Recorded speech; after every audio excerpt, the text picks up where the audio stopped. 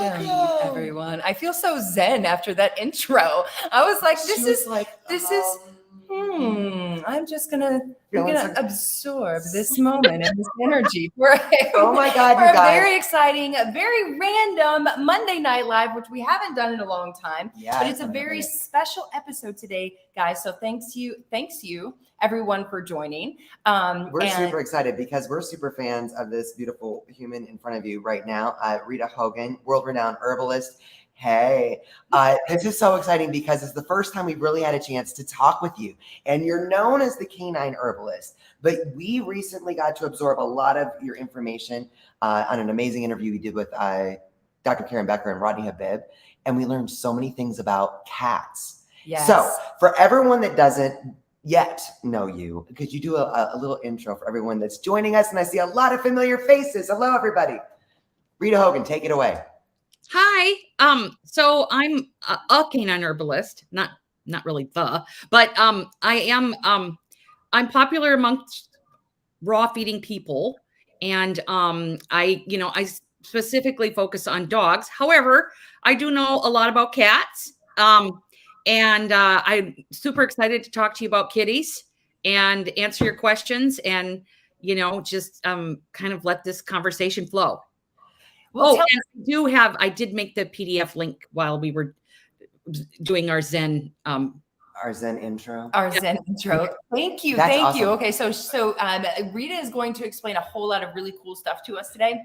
And she actually created, which thank you and bless you for doing that. Preparation. Created a PDF so that you guys don't have to take notes, because some of this stuff, a lot of this stuff, really valuable for your specific situation with your specific cats. And you're going to want to know dosing and all kinds of stuff when it comes to everything herbs.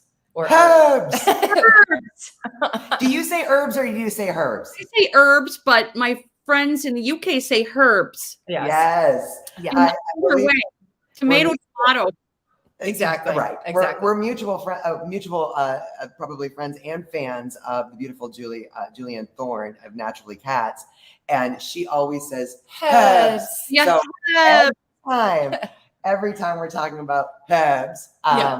Anyway, let's do a little short intro. I love that you've got some really specific issues that are going to be helpful for a lot of people dealing, or a lot of specific information for some specific cat issues.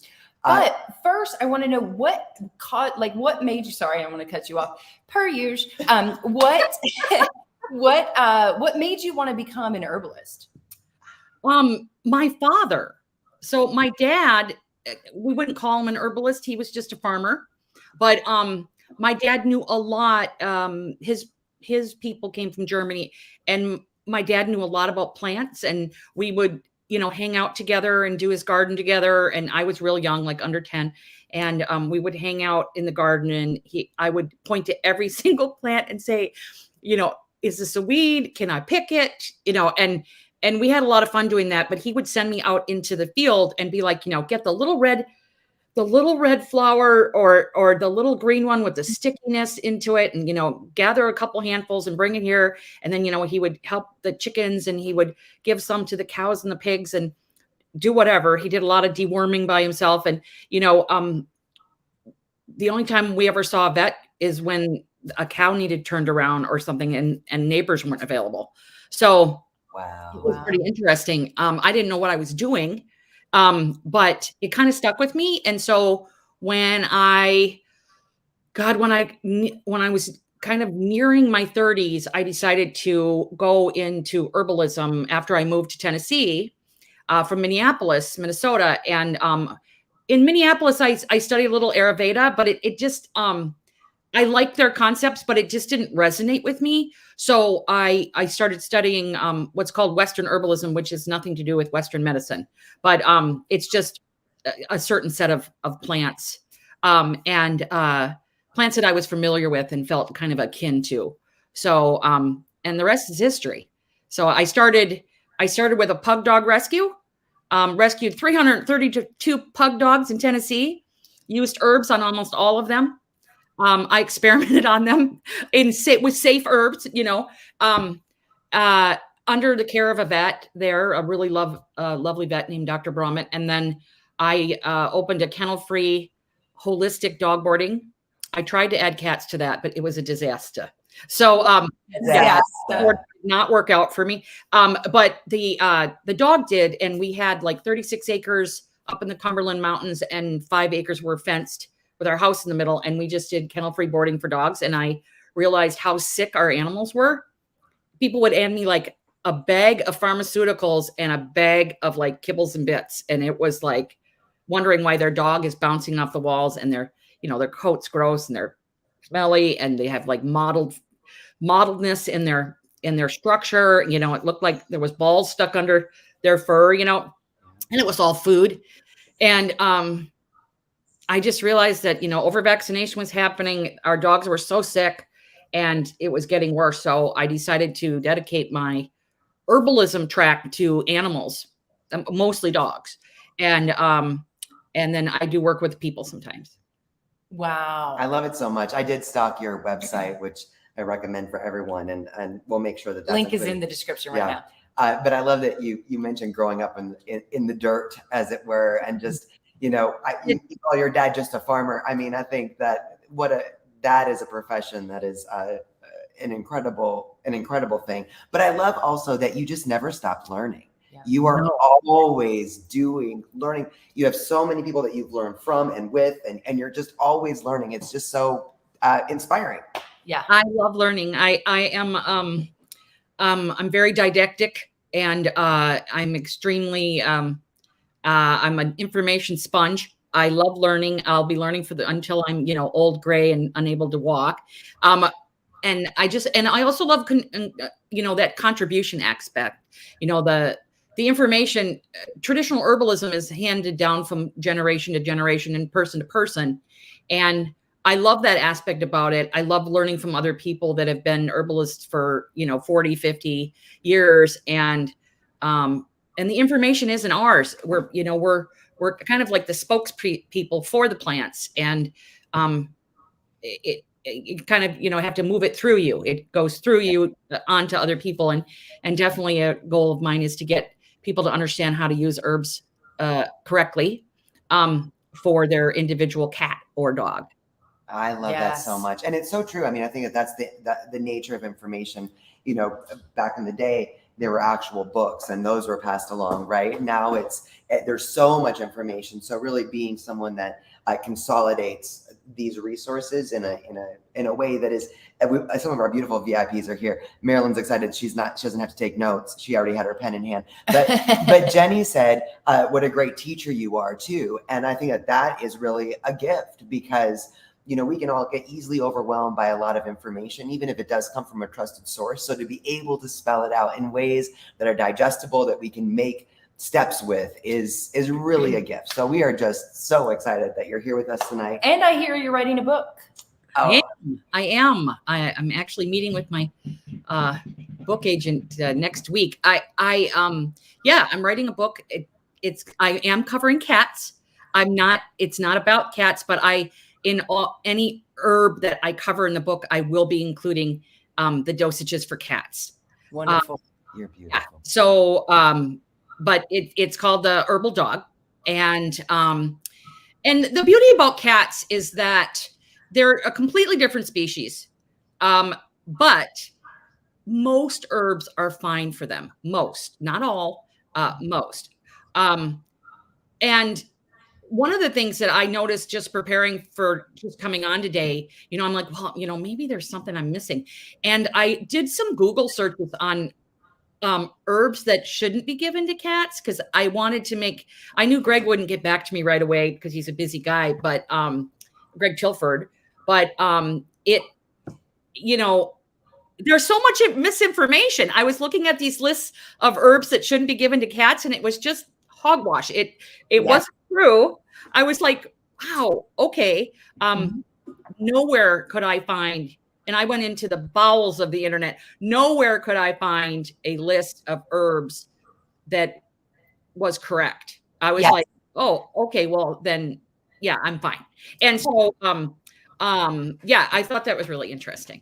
well, and that's the sad thing when it comes to cat parents is the amount of misinformation and the amount of, like, when it comes to even plants, it's basically like, if you look it up online, every plant, like, you might as well not have a plant in your house because it will be toxic to your cat in some way, shape, or form. Right. And the same goes with herbs. So people, whereas, you'd think, like, I think, like, it's herbs. It's going to be okay.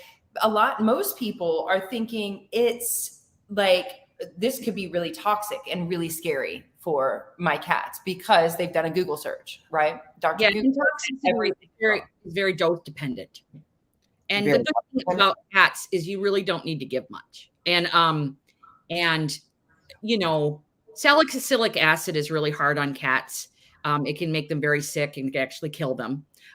But to get up to the what you would call toxic dose, there's a very fancy word for that, but I'm going to call it toxic dose. Toxic dose for a cat is quite high for salicylic acid, but you still need to be careful. I'm very serious. I really come from a place of safety because these are sentient beings. They're dependent on us, and I like to be careful. So I am more cautious than some, which is fine with me because I can sleep at night.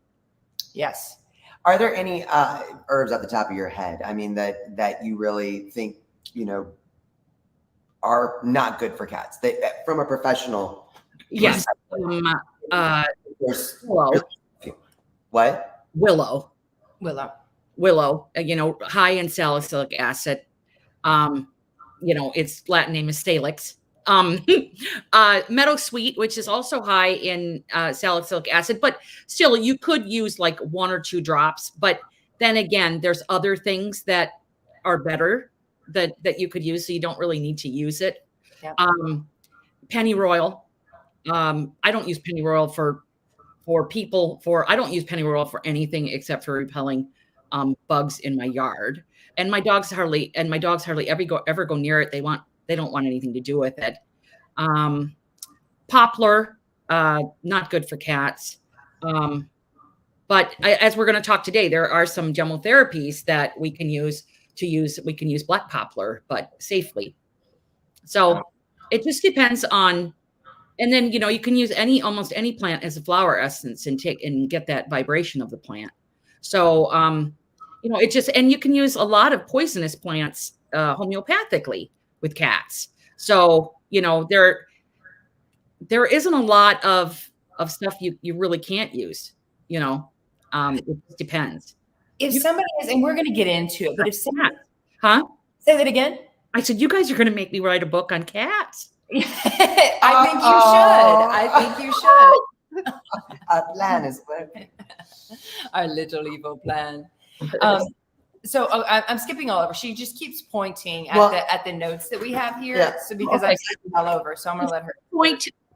Well, no, let's jump into your PDF. I'm so excited that you've really prepped for this, and you've got some specific things that are going to be very helpful for cats that are dealing with some very common issues. So I kind of want to just give it over to you and tell us about some of your favorite herbs for cats. Definitely interrupt me if you have any questions. One thing, what I've noticed is that, I've had cats my whole life. I just lost my 22-year-old cat just like 2 months ago. I'm getting a kitten in a few weeks, 2 of them. Oh, what was your kitty's name? His name was Bones. He jumped on my back when I used to be a home inspector eons ago before I started my journey. And he was underneath a house. And I thought it was a rat. I thought a rat had jumped on my back, and it actually was a little kitten. And I didn't know who his parents were. I didn't know where he came from. So I just took him home. And he was our cat ever since. So that was 22 years ago. Wow. And I've been practicing just over 20. So so we got him really like right when we moved to Tennessee, like in 2001. And he was just the best. And he was a tripod. He lost his leg to a dog. One of our boarding dogs got him, and he lost his leg. And he's been a tripod forever. And he was just the sweetest little cat. And the cool thing is, thank you, nettle seed, which we'll talk about. 3 years ago, I was told to put him down because he was in like really bad kidney disease, kidney failure, actually. And I gave him nettle seed, and it got him out of kidney failure and gave us 3 more years. Wow. Yeah. So, which was awesome. But he was starting to fail, and he was starting to, do like muscle wasting, and when he started to vomit daily, like multiple times a day, projectile vomiting, I knew it was time. And he just looked at me. But one of the coolest moments I've ever had with an animal was with this cat the day that we put him down. And I've had some really cool experiences with animals, but this was the coolest experience I've ever had. So he loved to like push his head onto your face and rub it like that and go like this. That was his thing. He would, tell you he loved you by just shoving his little nose and everything in your face. And I had him on the bed. This is before we took him outside. We had someone come to the house, and I had him in the bed, and I just told him, I said, buddy, this is the end of the road. It's been a great 22 years. I don't want you to have an event where he was suffering terrible. Those kind of things that happen on a Sunday night, those ones. And I said, so, you're going to go see Finn and Fran and the pugs, and you'll see Maureen, and, and I was explaining it to him. And he was facing me on the bed, and I was leaning on the bed, and it's high up. It's like a king size, so it's high up. And he put his nose and face on my nose, and we rubbed foreheads for about 20 minutes. Oh, the most beautiful. He didn't want to stop. He just came rubbing and rumming, and I was just kind of humming, and then he was done.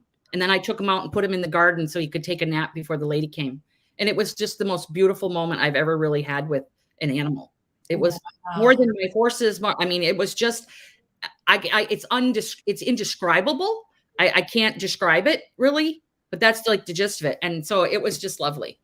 Really was. Wow. I know. Well, let's raise another glass to Bones. And also we have someone here that just lost a beloved kitty as well. Yes. So here's to you too. Absolutely.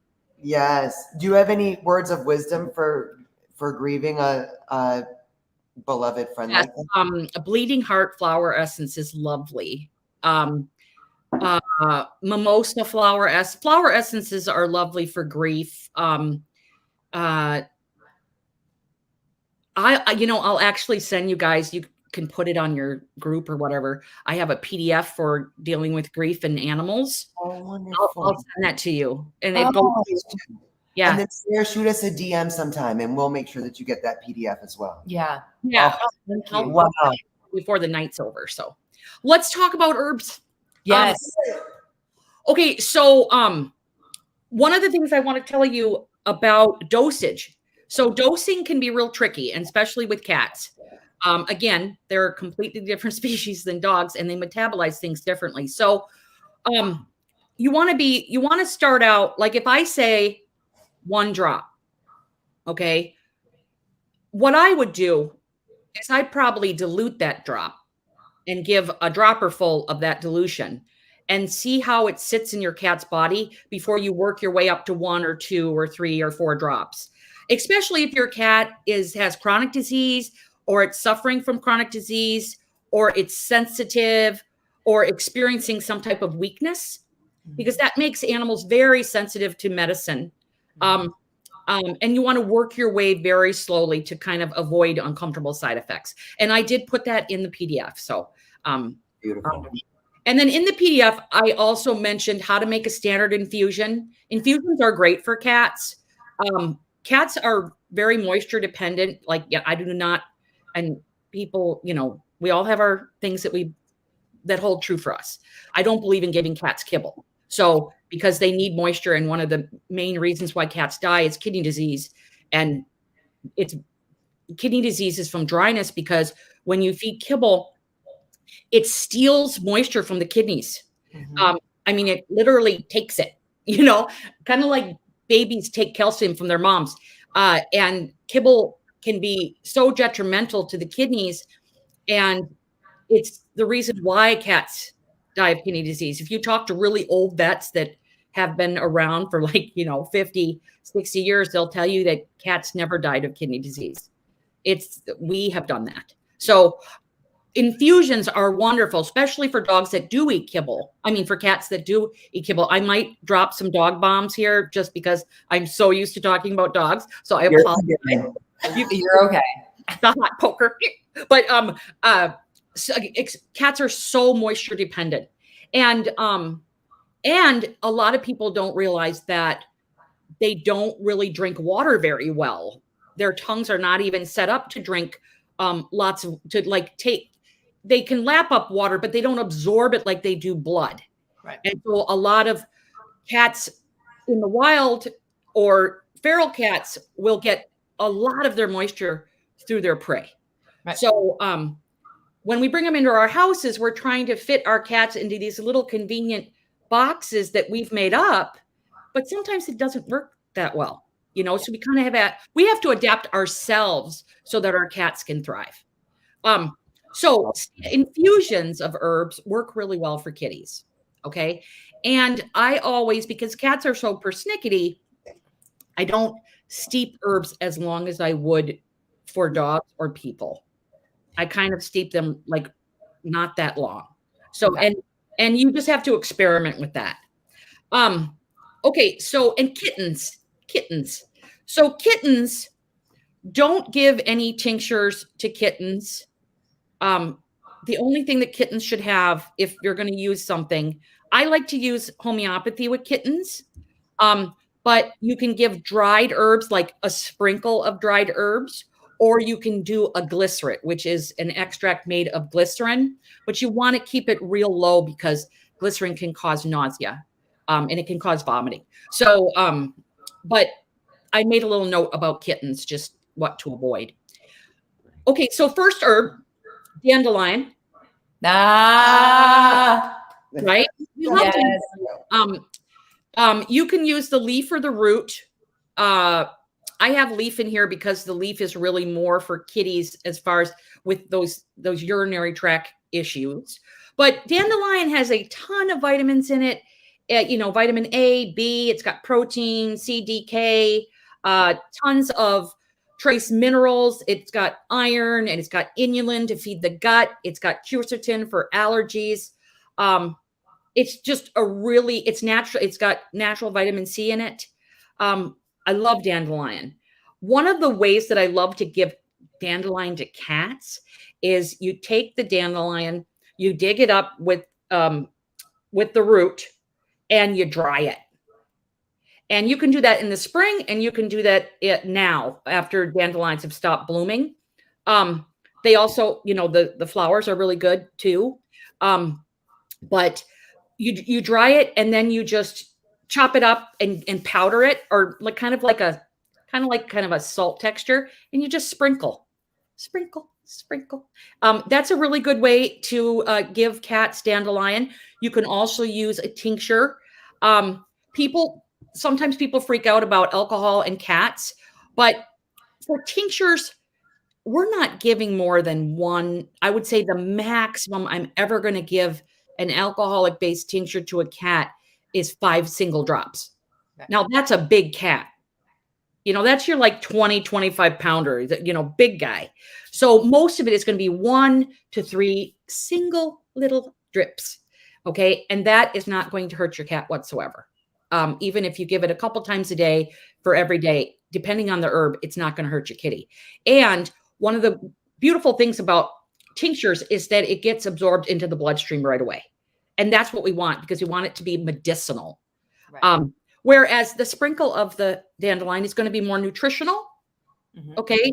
And then when we make a tea, again, more medicinal, because it's going to bring out those water soluble extracts. But dandelion is really good for clearing out waste from the kidneys, helping the kidneys circulate more blood. It's drying. Okay. One of the things that people don't realize is how drying dandelion is, and it can dry out cats that are like damp, cats that are too damp. There's a lot of damp cats and there's a lot of damp dogs. Explain Well, that and explain what a dampness, because yeah. Okay, so this is another whole entire thing, but basically the tissues inside your cat's body have too much moisture. The moisture's in the wrong places. So we want to kind of dry that out. So cats that have tumors, cats that have lipomas. In fact, lipoma in cats is on the rise, which is weird. A lot of cats that are kibble fed suffer from what's called dryness, not enough moisture. But when you have cats that have too much moisture, dandelion's a really good thing for that. It just balances it. What? It'll just balance it. It helps balance it. But you're not going to give it too long. If you give it too long, it'll start drying everything out. Okay. A lot of herbs are drying, so you just kind of have to see, what you're working with. Dandelion's good for cats that have high blood pressure. It's good for cats that have like liver inflammation. It helps remove toxins from the kidneys, and it's very, very good. A whole plant tincture, which means the flower, the root, and the leaf, is super good for any type of kidney stone. So, and you don't give that very long. And then another thing is, it's really what I use for cats and dandelion and for dogs. It is what's called a specific, which means that it's well known for this reason in herbalism, hormone related incontinence. So when you spay your cat and she starts to pee, wow, that is an indicator for dandelion. So, I am so glad right now that you have a PDF, because I didn't bring a pen to take notes. And I didn't know about that. We had This is someone amazing. recently contact us about the incontinence. And we've heard of corn silk and corn silk is good. Yeah. But had no we idea. had no idea. Yeah. So dandelion has a hormonal component. It can help balance hormones, and you use the whole plant tincture. And you can find that in my store, and you can also find it like at Herb Farm, but you're not going to use much. And you can use an infusion. And so the tincture dosage for dandelion is, if a cat is under 10 pounds, it's 1 to 2 drops. So like say your cat's under 5 pounds, you're going to do 1 drop. If your cat's, itching up towards 10 pounds, you're going to do 2 drops. And it's just twice a day in the mouth. And I try not to have a lot of drama with my cats. Yeah. I've always had cats since I was just young. The only time I've ever not had a cat is when I first went to college. And I try to not to have a lot of drama. I take a little bit of water. I'll put a little tincture, 1 drop, 2 drops in a little bit of water. I'll suck it up. I always just go right behind them. We're done. And they go, and I tell them how much I love them. I might give them a good treat. I might give them a belly rub, whatever they want to help calm them down. And I tell them and I love them, and we go on with our day. I try not to do like, I'm doing that, because that's going to stress them out. Yep. Thank you for mentioning that, because I think that we do over traumatize our cats because we're stressed about it. We know they're not going to like it, but we take on all that stress. So in that moment of trying to give them something that's going to help them, we're really doing a disservice. Yes. And so I like to dilute until I can handle it. So I add water until when I take 1 single drop, is it awful? Right? Oh, I need a little more water, and then I'll shoot it in their mouth. I have never had a problem giving a cat anything. I might have to put on an oven mitt, a very thin oven mitt in case they try to bite me. Right. But it's usually because they're not feeling well. Right. And so if they won't take it in their food, in the mouth, and tinctures are really meant to go in the mouth. The infusion is over the food. The dried can be in the food, but there's a difference when herbs enter the body through the bloodstream than when they enter as food through the gut. Okay, they don't work as well through the gut. Mm-hmm. And so unless you're targeting the gut, so I really like them in the bloodstream. I've got some more information about dandelion and you can look at that, but we've got some stuff to go through. So we're going to go through. So the next one is an herb that you don't use very much of, and you don't use it for very long. It has some cautions.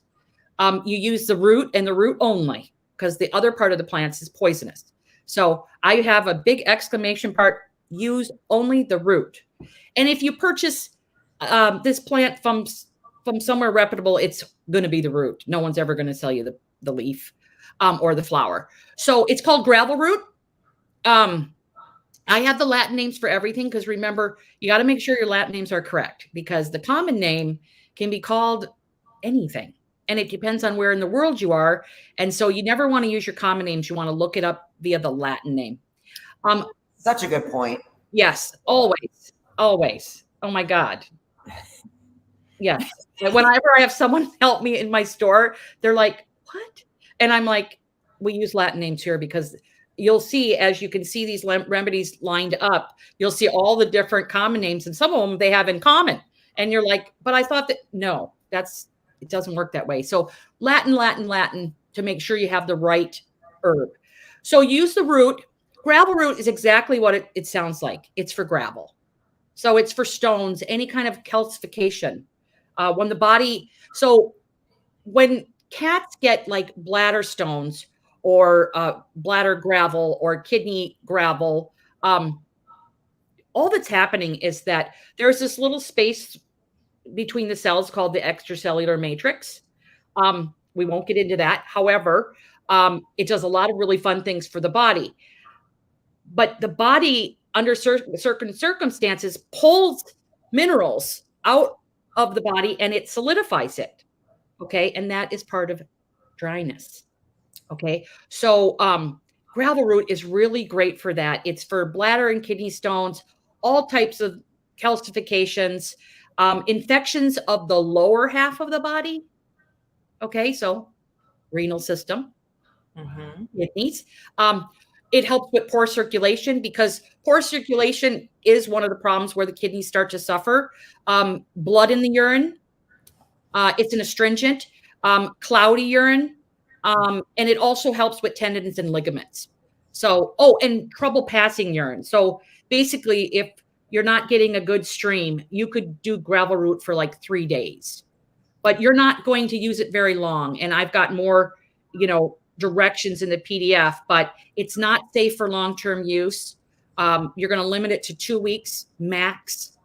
It has some side effects. If it's not working out for your cat, there'll be nausea, lethargy, maybe puking and a little shaking. Don't ever give it again, and just stop it. I've never really had that happen, because I don't recommend a lot of medicine. I feel that, you want to stimulate the body to heal. You don't want to force it unless we're having a major issue like blood in the urine. It's good for blood in the urine, but I tend to use an herb called yarrow instead. But cats that need to pass stones, you're going to mix gravel root with marshmallow root, and I have that on the PDF, so don't fret. But you mix them together, and the marshmallow root's going to provide like a soothing coating for those stones while the gravel root does its job. So it's real awesome. That is brilliant. I'm just feeling that's happening everywhere. Yes. For a lot of people that have this as a reoccurring issue, and it's very scary for us cat folks, because it is. It's very scary. And please bring your dog. There I did it again. Please bring your cat to the vet if they cannot pee. Right. Yes. You have a window if your cat is still peeing, even if they're dribbling. But if they stop peeing altogether, go to the vet as soon as possible, because that is life-threatening. Yes. Blood in the urine.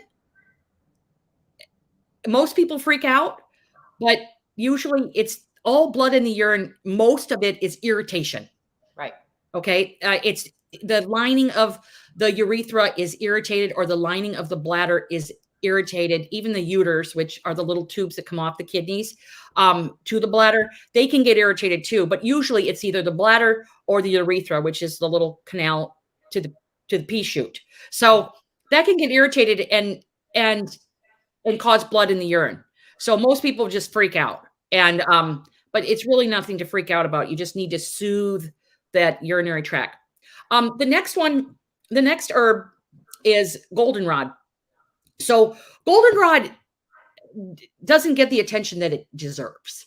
Everyone's always, they're focused on turmeric and marshmallow and slippery elm and all these other things, but goldenrod should get some press. But use the leaf and the flower. Goldenrod is awesome because it strengthens the kidneys. Okay. And it's really great at the beginning of kidney disease. I like to mix it with, and you can take a note of this because it's not on the PDF. I like to mix it with nettle seed for kidney disease. Okay. Mix it with nettle seed for kidney disease. But it helps strengthen the kidneys. It's good for cats with crusty skin, any type of high uric acid, weakness in the hind legs, where you have cats that their feet kind of fall out from under them in the back, or they have a little shaky. That's associated with that's being associated with urinary issues.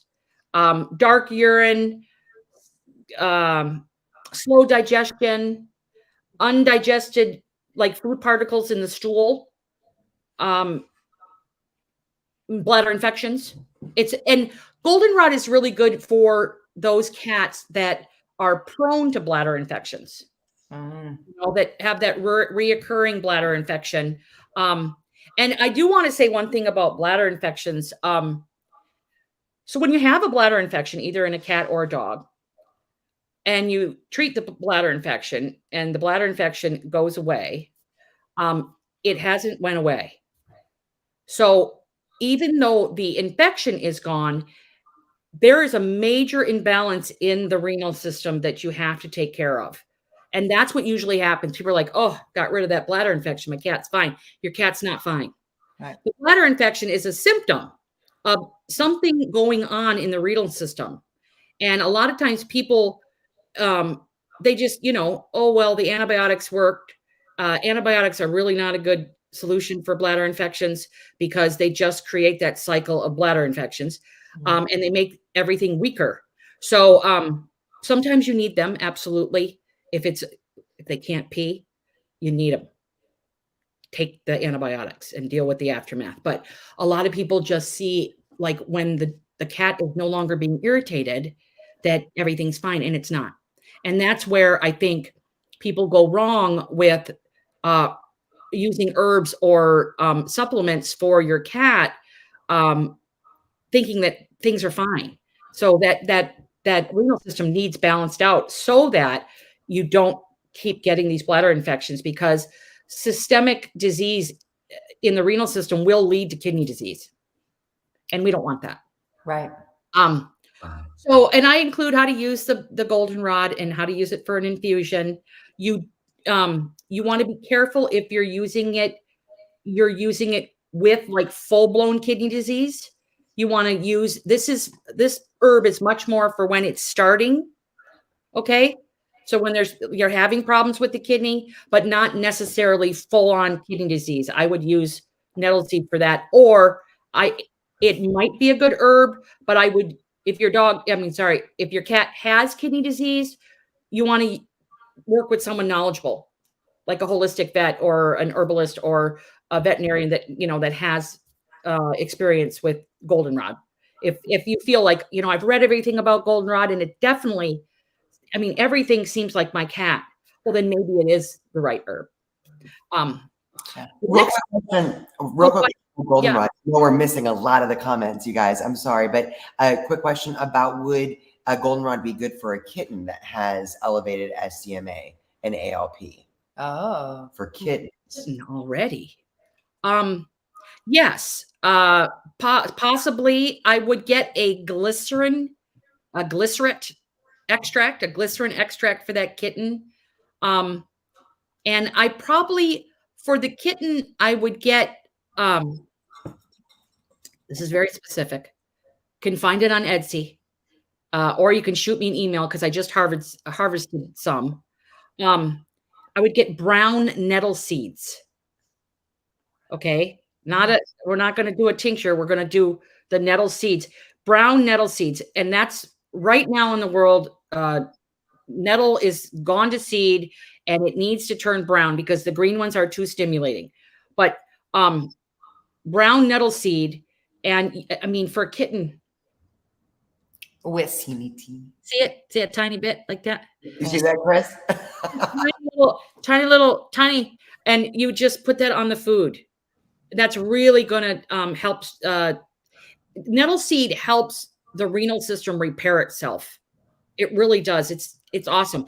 Does it work every time? No, it doesn't. No herb works every time. But does it work most of the time? Yes. So, and for a kitten to have those issues right now, make sure that kitten is not eating dried food. Yeah, you could use a goldenrod extract made with glycerin and a little pinch of brown nettle seeds. Awesome. Okay. I like that. Yeah. Okay, pinchy. Okay, so marshmallow root, one of my favorite plants, marshmallow. I love it. Althea officinalis is its Latin name. It's cooling, it's moisturizing. Moisturizing is very important to a cat's body for sure. It's anti-inflammatory. It helps with bladder infections. It helps with gravel. It helps with irritated bladder. It helps repair damaged mucous membranes. Very important. It helps cats that are constipated. It helps with arthritis. And a good indicator for marshmallow root is warm paws and skin. So if they have excess warmth in their paws and skin, it combines really well with couch grass, however you want to say it. This one, marshmallow is what's called a mucilage. Okay, it's slippery and gooey. And when you mix it with water, you always want to mix it with water when it comes to cats. Otherwise, it's going to have to use some type of moisture out of the gut in order to it's going to suck up the moisture. So you use a glycerate or you use a cold water infusion. And of course, I've put that on the PDF on how to make one of those and how much to give your kitty. But if you get loose stool on marshmallow, then you want to cut back the dosage, or it's not a good fit energetically for kitty. Okay. We're not going to go into kitty energetics this time, but energetically, it's not a whole different line. That's a whole other. Okay, so the next one is really popular, milk thistle, but just a lovely herb. You use the seed. It is such a wonderful plant. It helps so much with high liver enzymes, detoxification, aggression, little kitties, crabby kitties. Crabbiness and aggression usually come from the liver. So and if your cat is more on the crabby aggressive side, you want to start out super slow because it can aggravate aggression for a little bit while it's doing its job. Okay. Really good for kitties that have high toxic load. If any of your listeners are feeding any type or giving any type of flea and tick medicines, you absolutely have to be on milk thistle. Yep. Milk thistle and skullcap. And the skullcap is not in the PDF, but milk thistle and skullcap combined are excellent for any animal that's on flea and tick meds. It's going to help protect the nervous system and protect the liver and keep the side effects at a minimal.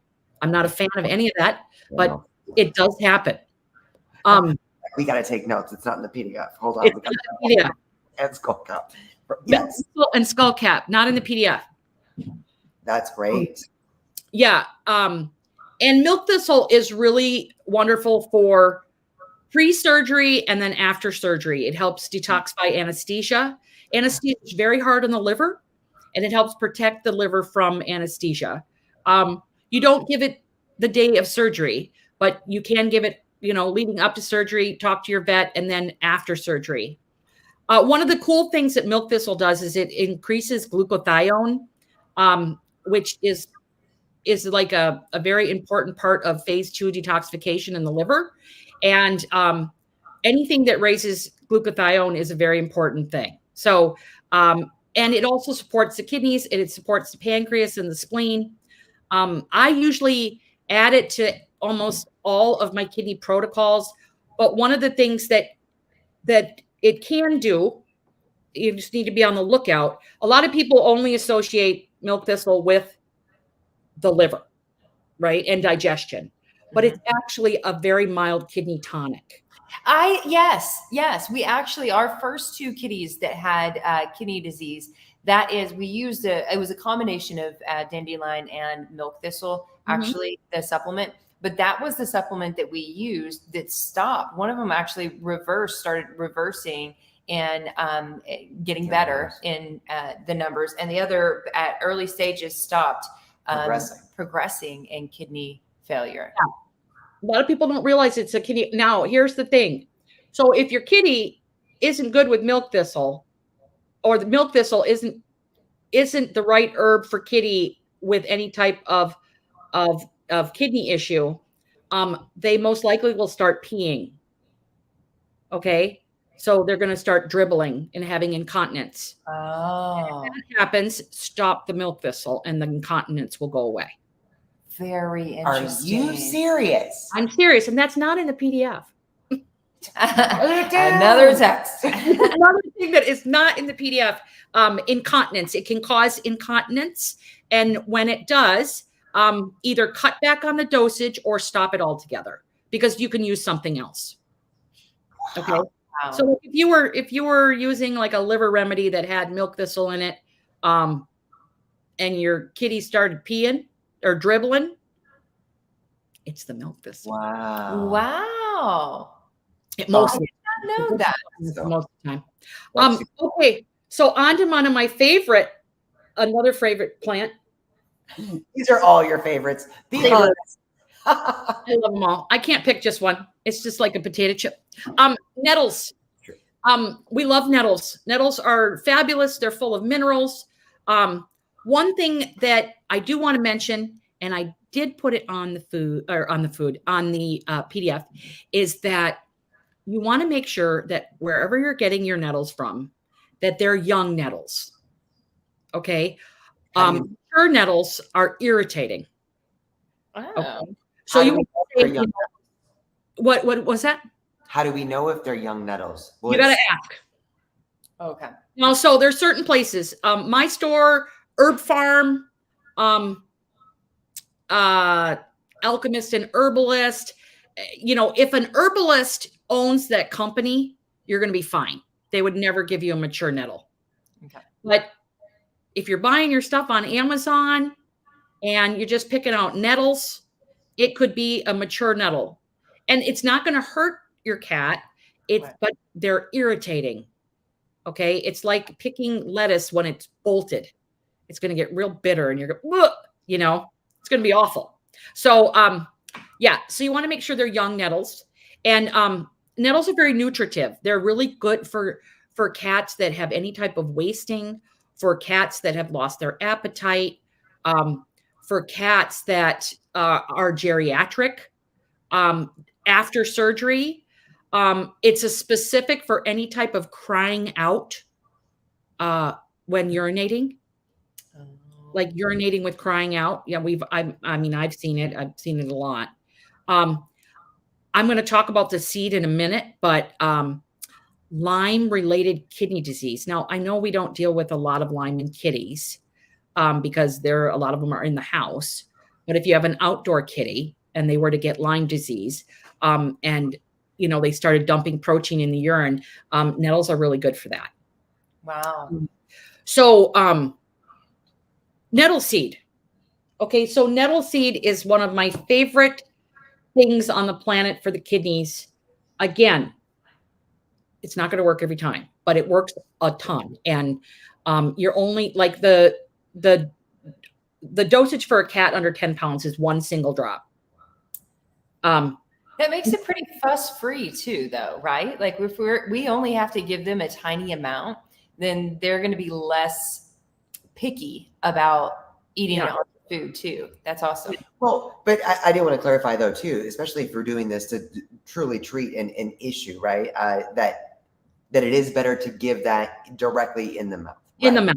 So if we have 1 drop, we might want to just put a little bit of water and shoot it right in there.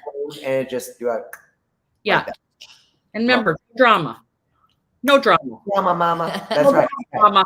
So I love nettle seed, and you can give it dry, but it works better as a tincture. But like I said, kittens give just a little dried nettle seed. Nettle seed is really safe to use long term. So I use it for cats with kidney disease, kidney failure. You're just using one drop. Some say, oh my God, I can't give my dog or my cat kidney nettle seed because it's alcoholic and they're in kidney failure. One drop ain't going to do anything. It's going to do a lot of good. Yeah. And the issue with some herbs is that there's constituents that are alcohol soluble, and you can't get it any other way. There's a bunch of herbs that can be extracted in glycerin and do just fine. And then there's herbs that you got to have the right equipment for this. It's not something that like I myself can do by myself, but there are some companies like I think Animal Essentials does this, Greg Tilford. They make alcoholic tinctures and then they use this process to remove the alcohol. I have no idea how that is done specifically, but it can be done. But if you're buying a glycerin tincture, you want to ask, was this made with alcohol or was it just extracted in glycerin? Because if it's just extracted in glycerin, you're not going to get a lot of the compounds of certain herbs that you need. So you're thinking you're doing a good thing, but actually not much is happening.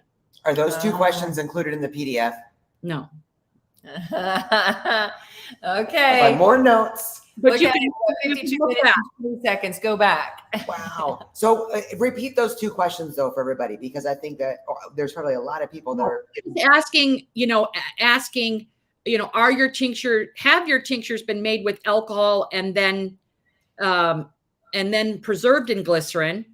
Has the alcohol been removed, or is it only made with glycerin only? Is it extracted in glycerin? Gotcha. Okay. Where is it extracted, in alcohol or glycerin? And Okay. just so you know, like for nettle seed, and it's really, that one's really hard to find, but I carry it, but and you can find it in some places. There's some people on Etsy that make good nettle seed, but you just kind of want to ask, because certain herbs aren't good in glycerin, and some are, like marshmallow root's great in glycerin. Horsetail, good in glycerin. So any herb that has a lot of moisture in it is fine in glycerin, usually, for those constituents that glycerin can extract. Right. It's complicated. It's another situation. We'll just move on. Parsley. Parsley's so easy. It's a kitchen herb. You're going to use the leaf. It's filled with trace minerals, lots of vitamins. It's really useful with cats, and it helps strengthen the kidneys, and we want things that help strengthen the kidneys. You don't use it forever. I kind of cycle it. It's diuretic, so it's going to make your cat pee more. So don't be nervous about that. But it's also going to make them drink more. It helps cats with gas in their tummies, but like it helps with anemia. It helps with arthritis. It helps with inflammation, bad breath. Cats who stretch across the floor right after they get done eating. You see them like anytime an animal stretches consistently after they're done eating, they've got stuff going on in their digestive system, and they're trying to work that out. Or cats that flip over on their back consistently and massaging their kidneys. That's a good way to figure out that something's going on there. It's not just kitty. It's not just belly rubs. If you watch your animals and you see something that your cat consistently does, okay, then you might want to check that out, like wherever they're rubbing consistently. Yeah. And I mean all the time. That's right. What I mean. Cats are amazing that way. If you have a cat that will only lay on one area of your body, you need to go to the doctor. I'm not kidding. They are so good at that. So good at that. They will lay on that place that has, sickness. They will lay on it. A lot of them. And if they'll like you move them and they'll go right back to that spot, it's always worth a trip to the doctor. Just That's a little, wow. Cats are creepy. absolutely magical. Yeah. Let me ask you a quick question because we've had about 4 comments of people asking herbs for anxiety. Because that's a big issue. Skullcap. Skullcap. Skullcap, chamomile, milky oats. And milky oats are, oh my God, milky oats are lovely. Another one of your favorites? Well, they're all my favorite, but milky oats are one of my favorite nervines that help with the nervous system. This is not in the PDF. I didn't know cat anxiety was a big thing. Oh, it's a huge thing. Flower essences, rescue remedy, lots of different flower essences for anxiety specifically. I like skullcap and milky oats to try first. Hops. Hops, it does a nice extraction in glycerin that is very calming. Catnip. Even though they go a little crazy, it helps them get that stuff out and it helps them calm down, even though it doesn't look like it. It's not in the beginning, but it is at the end. But yeah, milky oats. And if you order milky oats, make sure that the oats that are being grown are organic or organically grown. Okay. And it's just the milky tops. It has nothing to do with grain. It's the milky tops. So, and they're just absolutely lovely for calming things down. Cool. Right. There you go. There you have it. Not in the PDF. Not in the PDF. You're going to rewind and take notes on this one. We keep talking about the PDF, and I know I saw a question a minute ago from our dear Linda saying, where do we get the PDF? So I want to let everyone know that once we're done here, Rita is going to be sending us a downloadable link that we'll put. Oh, no, I'm going to give you the link before I leave.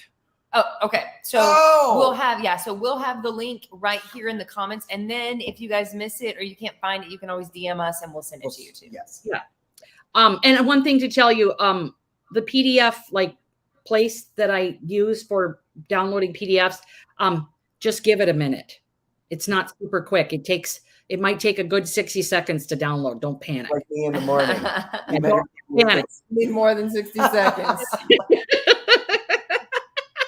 So back to parsley. Parsley's really good at inflammation of the bladder, chronic bladder infections. Parsley's warming. It's good for ear infections, liver detoxification. It stimulates bile. It helps remove heavy metals, along with chlorella. And I have to say, if there's one thing that worries me about cats, it's heavy metal poisoning.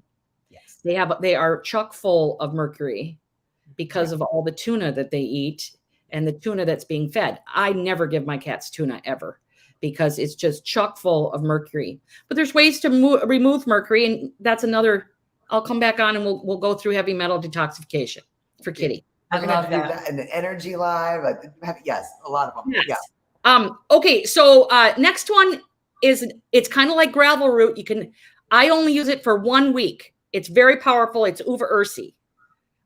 In a formula, it can be used a little longer, but I like to use it for less than 1 week because it can damage. Okay. So it's a very short-term acute herb, but it can help you get what? Uva ursi?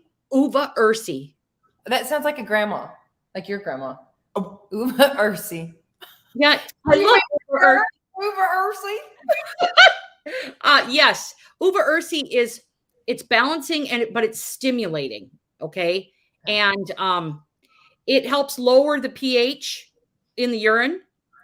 And that's its superpower. It's really great for blood in the urine. It's great for UTIs, bladder infections. It's an anti-inflammatory, but you just don't use. It's one of those herbs that you're going to use to get things under control and then move on to something else. Okay. When you say it can be damaging, what can it damage? Just so that we know what we're talking about. It can stimulate way too much and cause things to get worse. Okay. And I believe it has alkaloids in it as well. So it could be a little damaging to the liver.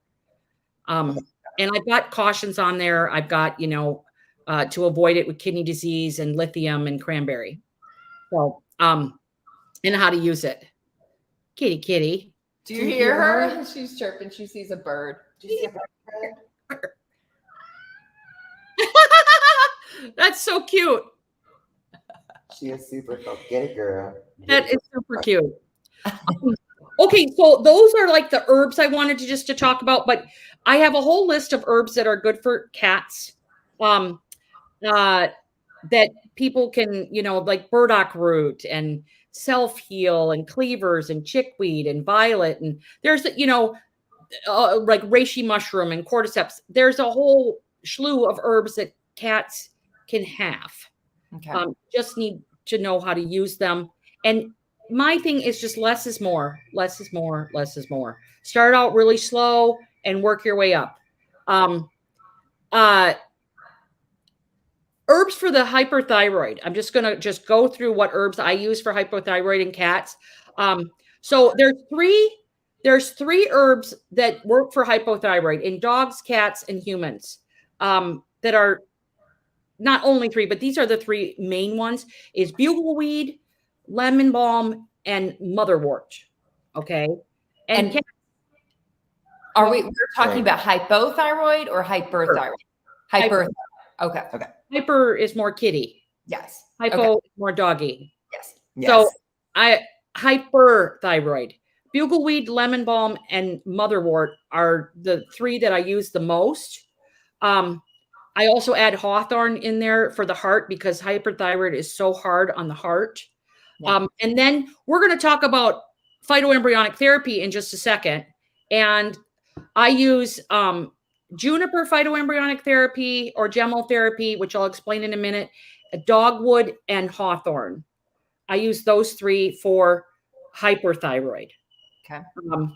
And, again, I really like to start out with 1 or 2 drops. For hyperthyroid, I am going to use a tincture. If it's warranted, I could use a glycerate, which is fine. There's a company called Pet Wellbeing that makes tinctures for like cats and stuff. I think all of their stuff is glycerate. Some of it works good and some of it not so good. It depends on the cat and the situation. But those are pre-made formulas and they're a good place to start. Instead of, trying to see if that formula works and then maybe getting more specific with working with someone to pick out like maybe just 2 herbs for your kitty. But those are the ones I use for hypothyroid. That is in the PDF. Okay, so there is another class of herbs that I absolutely, positively love. And these are called phytoembryonics. They're plant stem cells. They're the embryonic form of plants. Not all plants. There's probably about 55 remedies out there, 55 plants that they make these out of. The list is growing, but I have been using these remedies for, 8 to 10 years. And when I started using them, my practice really changed. Because I was offered another tool in my toolbox, I use a lot of flower essences. I use a lot of regular plant tinctures. I use a lot of dried herbs and fresh herbs and infusions and decoctions. And to add this stem cell therapy, one of the cool things about it is that it treats at a cellular level. Yeah. So really good at getting the organs to detoxify and the blood to circulate, the lymphatic system, which is another conversation, but it really helps with these things. And only a small amount is needed. And so I'm just going to go over a couple that I love and the difference. So in the commercial market, okay, there are 2 types of phytoembryonics. And so they're really hard to differentiate with words. So I call what's called a mother tincture, which is very strong. That's a 1 to 20 or a 1 to 10. That's how much herb per, and then compared to the menstruum, that's all that means. And then I call a gemotherapy is a 1 to 200. And that's a homeopathic preparation of the plant. Mm-hmm. The homeopathics are very safe for kitties. Mm-hmm. Okay. The phytoembryonics, the mother tinctures, are excellent if you can use them. Because I err on the side of safety, I made a whole list at the end of the PDF of what mother tinctures for stem cells to never use with the kitties. And the only reason why is because these embryonics are very high in salicylic acid. Mm-hmm. Not all of them, but a good chunk, like 20 of them. So if you want to use that plant for all of the benefits, we got to use the 1 to 200, the homeopathic preparation, because it doesn't have the salicylic acid in it. Okay. So the first remedy, I'm only going through just a few, but the first one is heather. Okay, it's called heather. You see it. It's like a bush, a little bush. It's absolutely beautiful. It's all over Ireland, but it's all over where I live in the Pacific Northwest. You use the young shoots. So just when the plant is just a wee little lad, and it's lovely because it's for those cats that have kidney disease. It's for the cats that have bladder gravel. It's for the cats that have any type of urinary tract weakness. And it increases beneficial bacteria in the gut. It helps tone the gastrointestinal system. It helps with the large and small intestine. It is just fabulous. It helps with musculoskeletal conditions because the kidneys actually regulate the musculoskeletal system in the bone marrow. So it's just a really wonderful cat remedy. I love it. And do you make this in your shop? No, I don't make it. I purchase them from Italy. Oh, wow. Okay. There's a company in New York that brings these remedies from Italy. His name's Dr. Canillo. He lives in Italy. Him and his son make all of these, and all these wonderful people go out in the spring and pick all these buds and shoots and stuff. It's just fabulous. And they're all organic. So they make them and I purchase them and I sell little tiny bits of it because you don't need a lot. Yeah. So really love this one phytoembryonic. It's called heather. You can use the gemotherapy, the homeopathic, and you can use the regular mother tincture. I have dosages for both. But it is such a great, just all around tonic for cats. And I would recommend giving this remedy to cats in the winter time. Like all cats. Even if there's nothing wrong, because the kidneys, the winter is the season for the kidney. It rules the kidneys. That's where you're going to see a lot of cats go into kidney disease. You're going to see a lot of bacterial infections. You're going to see a lot of bladder infections. You're going to see a lot of muscle weakness, all in the wintertime. Maybe not in. I did not know this. Yeah, I was like, I don't know about Vegas, girl, but yeah, but the earth still knows that it's wintertime. Yes. Wow. So that's when I would recommend just giving your cat like a 6 to 8 week run of this remedy, just to help cool everything down and strengthen and increase beneficial bacteria and just kind of do all those things that this remedy does. So it's a really great one. I've got it on the PDF. Wow. The next one is juniper. Don't mistake it for juniper berry. It's juniper. It's the young shoots of juniper. The mother tincture is super high in trace minerals, high in B1, B2, B3, calcium, vitamin C. That's where the mother tinctures really come in because they're really high in minerals and vitamins. But you can use the homeopathic for this as well. You're not going to get that benefit right there, but you might have a really sensitive cat. One of the things that juniper does is it helps clean out and helps the liver detoxify better. It helps the kidneys detoxify better.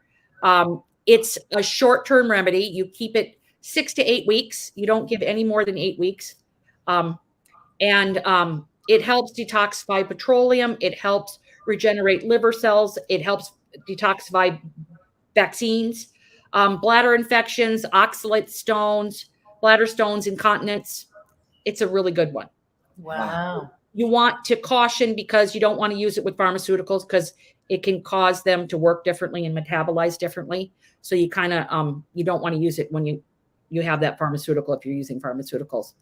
I have in here, you can combine it in a different way for hyperthyroid.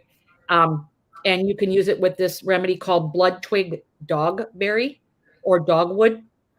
That's a really good one for hyperthyroid. Sounds a lot better than blood twig dogberry. Yeah, I know. Blood twig dogberry. Dogwood, you can just call it dogwood. I have the Latin name in there. It's really great for hyperthyroid for the cats that are dealing with that. It can help balance out the thyroid function. And you're going to mix it with juniper. I've got how to mix it and everything. But like, the dosage for, say the dosage for the mother tincture is, again, 1 drop, 2 drops for cats over 11 pounds. The gemotherapy is going to be a little more, 3 drops for cats under 10 pounds and 5 drops for cats over 11 pounds. And then last but not least, olive. And olive phytoembryonic therapy is so awesome because it helps with yeast overgrowth. It helps with viruses, parasitic infections. Old cats, when they get a little senile, when there's dementia, really great. It helps circulate brain health. Wonderful for cats with irritable bowel problems.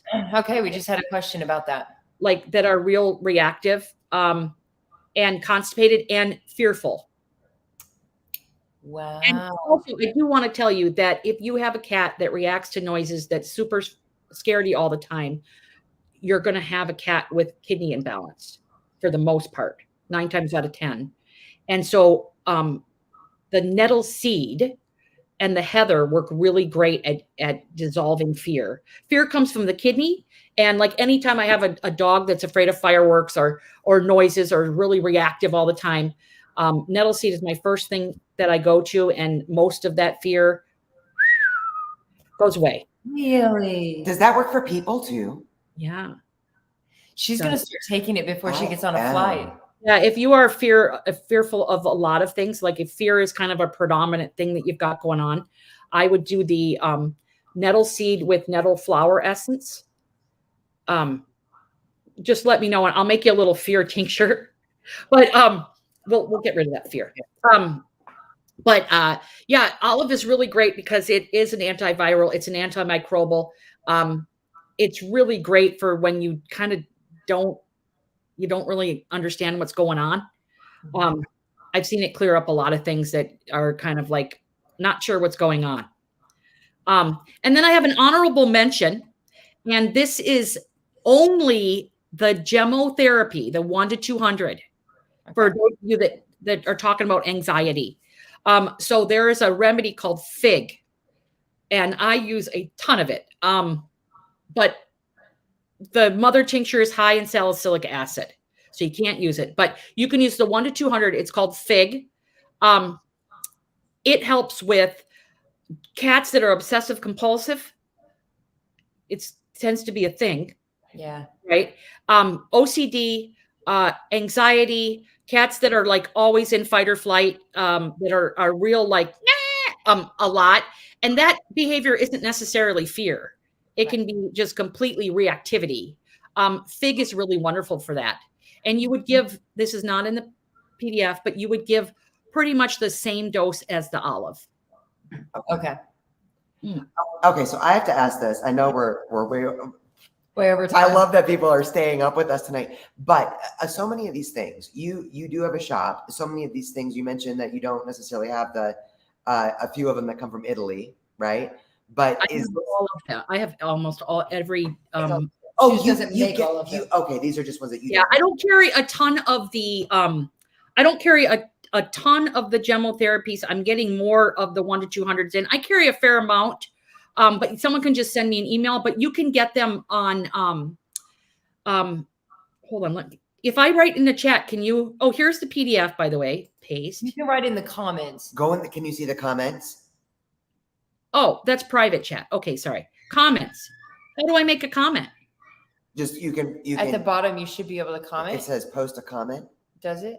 No. Okay, you can send a private chat to us, and then we'll put it in the comments. Okay. So here is the PDF, and here is the the gemotherapies. Just have them type in this UNDA gemotherapy, and then you need the Latin name. You can find it with the common name, but you want to use the Latin name. And all you do is if you see the name of a remedy, just Google, let's just say wayfaring tree. What is the Latin name for wayfaring tree? And it will tell you. Just ask Google about that.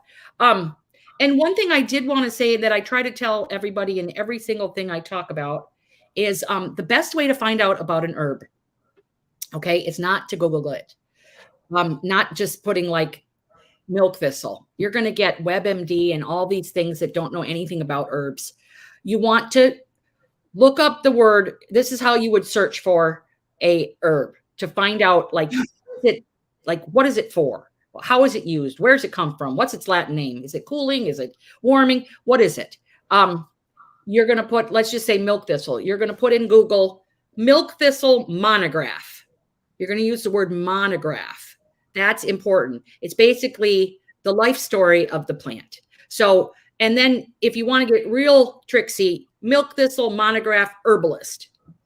Okay. And that will help you find an herbalist that's writing a monograph about that herb. And there's a really great little website called Herb Rally. HERBRALLY. Herb Rally. On Herb Rally's website, there's I think it says education, and you'll see or maybe information. They have a monograph section where they have monographs of lots of plants.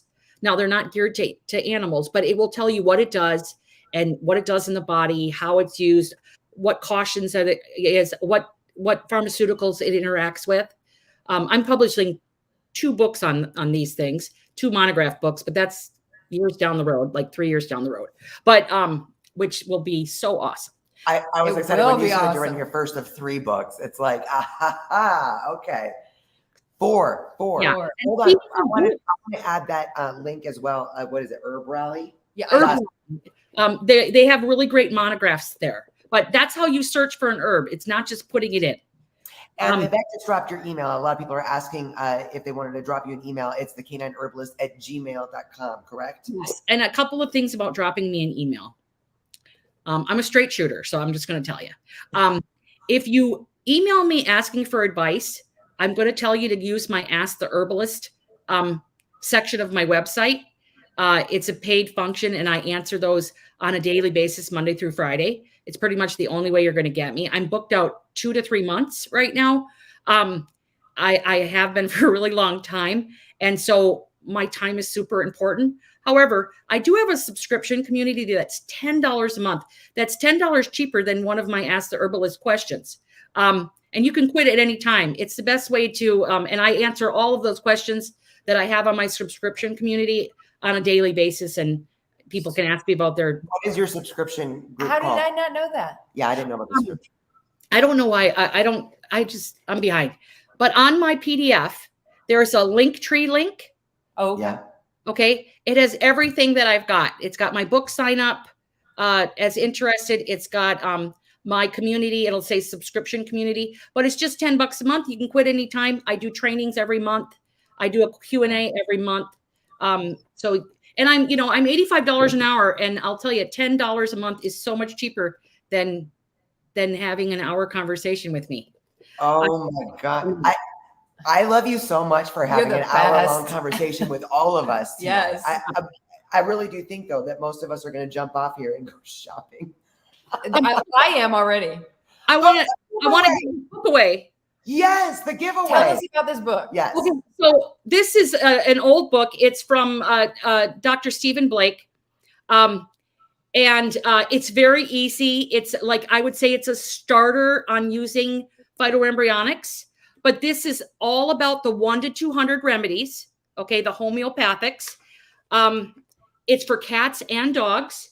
He tells you, for instance, we go through, hold on, aggression, rabies, miasm, arthritis, hematomas, bites and stings, bloats, burns, scalds, conjunctivitis, coughing, cystis, decaying teeth, degenerative myopathy. It goes on. Just tons of different types of things for your cat and dog.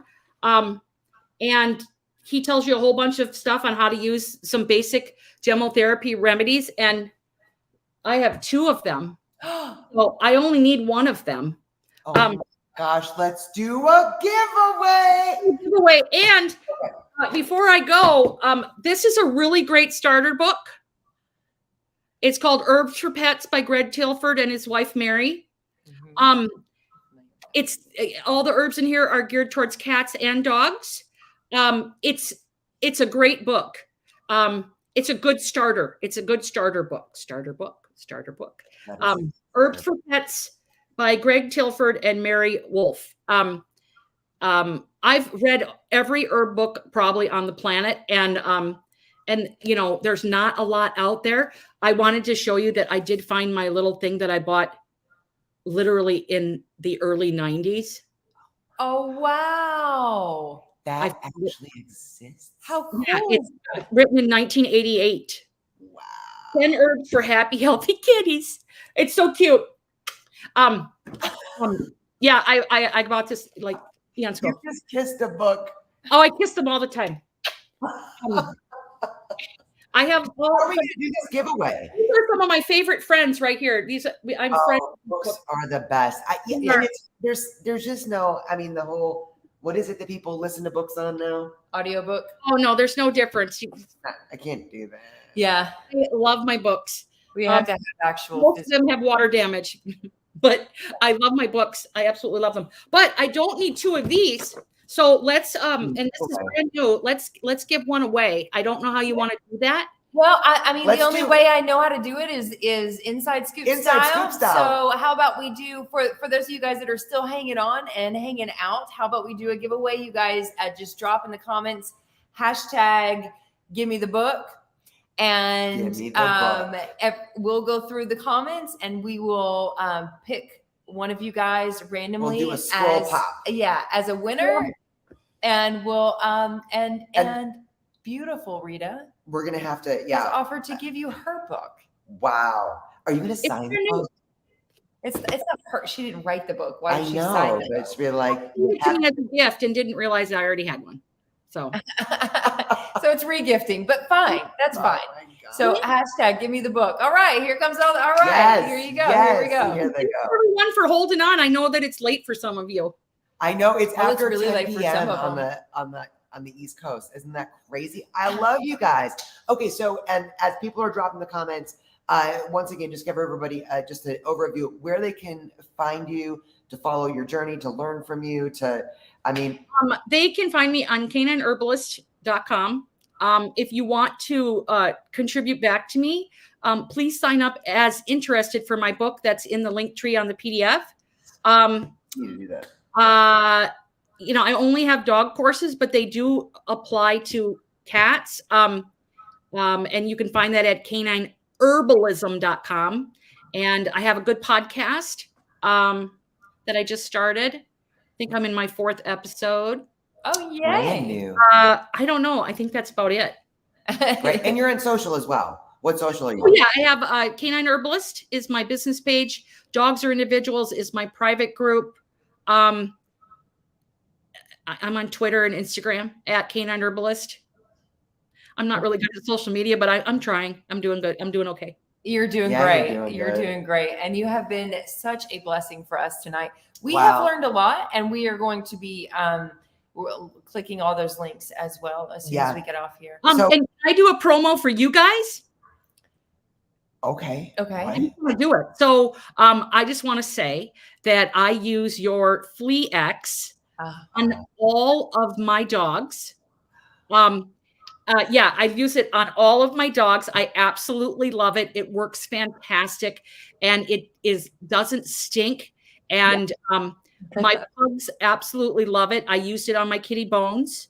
But when he would go outside in the garden, I just have to say that is a wonderful product. Oh, thank you so much. Thank you so much. It's a big passion product for us. Yeah. And I will have to say our number one the biggest compliment that we get is the fact that it doesn't stink. No, it doesn't stink. And I love fern extract, and I love so many types of ferns. And I just think it's a wonderful product, and I just want to tell you guys, awesome job. Oh, thank you so much. Hey, I'm going to ask you a bonus question as we close up. I know, Jay's like, the cats are starting to be like, it's dinner time. But real quick, so because it's all plant extracts, I know a lot of people think that spearmint is the worst thing in the world for cats, and there's a small amount of spearmint in the flea X. And we're always explaining, we're always telling people like this is not an essential oil, that it is a pure plant extract, and that it's a very small amount, and that there are no problems. We haven't had any problems ever with any animals, but also cats. What say you on spearmint? Oh, you would have to give so much spearmint, right? And you would have to ingest it.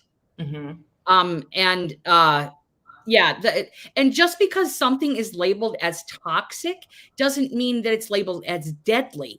Yes. Toxic just means that it could make them vomit or have diarrhea or have toxicity symptoms. And that's definitely not going to come from a spray. Yeah. And especially like, a water-based spray. It's no, nothing to worry about. I'm going to clip that and just send it to people when they. Yep. This is recorded. If you're using pennyroyal, it'd be different. But you're not using, and pennyroyal's in the mint family, but catnip's in the mint family, just because it's in the mint family doesn't mean that it's going to be terrible. Wintergreen, you could do it as a plant extract, a water-based plant extract, and be fine. It doesn't have the volatile oils that you're talking about. You'd have to ingest it. And, like I would never use wintergreen essential oil ever. I'm just not a fan. But no, spearmint is just fine. They can groom themselves. You'd have to drink gallons and gallons. Yeah. I don't think you could actually. I don't know. That means the world to us, though. Flea X is really, really one of our passion products for a lot of the reasons that we talked about earlier, especially when cats or dogs are on flea and tick medications, just the toll it takes on their body and their organs. So, and somebody just dropped the hashtag Rita is the best. Yes, I agree. Rita is the best. Okay, we're jumping off. What? Can I do one more thing? Yes. Just one more. I'm so sorry. I'm going to do it. No, Here's my free flea course. It's free. It's right there, and your Flea X is in it. So, it's for dogs, but most of it applies to cats 100%. Oh my! Wow, I love a free. Give that to your followers. It's absolutely free. I think I have like 800 people in it right now. It just organizes all the flea information. Not everything is based on cats, but the homeopathic protocol I have in there for flea allergy you can use with cats. Almost all the products you can use with cats. Wow. So that'll help. That is amazing. So you guys, first of all, I just have to say thank you so much for the incredible amount of value that you brought to all of us. I always like to bring the value.